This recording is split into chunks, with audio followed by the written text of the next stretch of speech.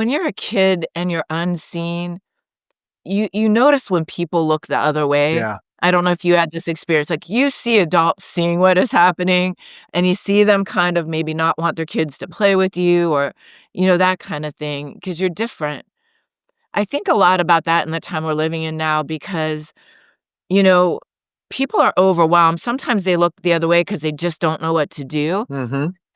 and right now, I've been haunted by the kids that got left behind, that I watched our lives go different ways. I remember people looking the other way, and I've never wanted to look the other way in my career.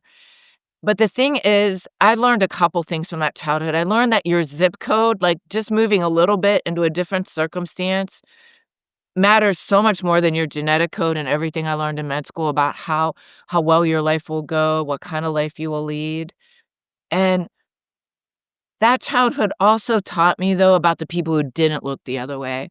I tell the story of walking to school, my brother and I and this couple pulling us up on their porch and feeding us breakfast because they knew we were hungry. And so part of why I've become the kind of doctor I am, a very unique specialty, and absolutely why I'm running for governor is because I don't wanna look the other way in this time.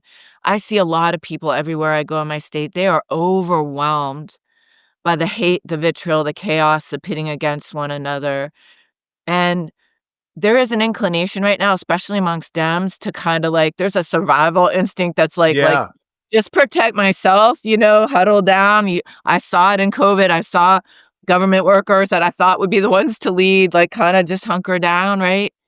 But this is the time we're really being challenged to not look the other way when we see things we can't unsee. I absolutely believe we're living in a moment now where we all can't look the other way, and that's why I'm running, and my hope is that enough of us are building a movement in Ohio to push back.